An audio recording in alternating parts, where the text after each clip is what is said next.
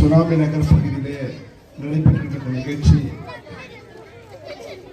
ஆசீர்வாத வாயு திருச்சபையின் மூலமாக 1ஆம் ஆண்டு கிறிஸ்துமஸ் விழா கொண்டாட்ட நிகழ்ச்சி என்னை பங்கேற்க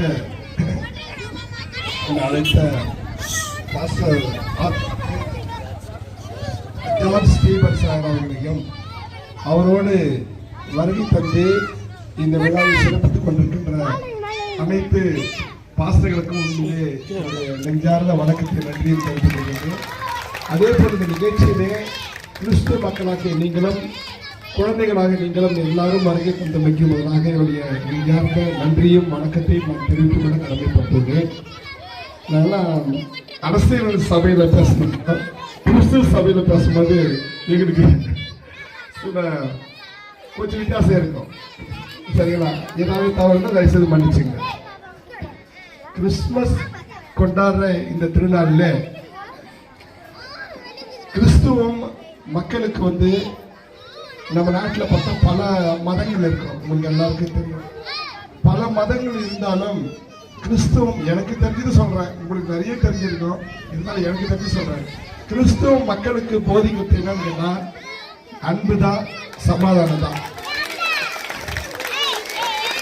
இந்த அன்பும் சமாதானமும் மக்கள்கிட்ட இருந்துன்னா எந்த ஒரு விஷயத்திலையும் வன்முறை இல்லாம ஒரு அற்புதமான சமுதாயத்தை உருவாக்க முடியும்ன்றது என்னுடைய நம்பிக்கை. கிறிஸ்துவம் நம்ம சாதாரணமா நினைச்சக்கூடாது. இன்னைக்கு பாத்தீங்கன்னா தமிழ்நாடு எல்லா விதத்திலும் நல்ல வளர்ச்சியில சிறந்து இருக்கிறது. அதற்கு முதலாவதாக நம்ம நன்றி சொல்றதுக்கு திராவிடம் அரசியல் பேச கட்சி திராவிடம் தமிழ்நாட்டை எல்லா வகையிலும் வளர்ச்சியில கொண்டு போயிருக்கு.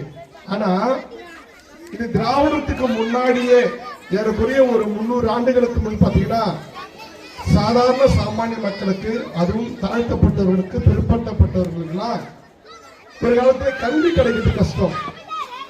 ஒரே ஒரு சப்ஜெக்ட் சொல்றேன். நமக்கு மனிதனுக்கு முக்கியமான தேவை எது? கல்வி. கல்வி இருந்தாதான் நமக்கு கண் இருக்கிறதுக்கு அர்த்தம். கல்வி இருந்து நம்ம படிக்கிறதுனால சொல்லுவாங்க, மாற்றுத்திறனாளிகள் வசதிகள் வச்சிருப்பாங்க. அந்த படிப்பு கல்வி ஒரு காலத்தில் 300 ஆண்டுகளுக்கு முன்பு தமிழகத்திலே கல்வி சாதாரணமான மக்களுக்கு கிடைக்காது. அதுவும் குறிப்பா விளிம்பில் உள்ள மக்களுக்கு கல்வி கிடைக்காது. அந்த கல்வி 300 ஆண்டுகளுக்கு முன்பே கிறிஸ்து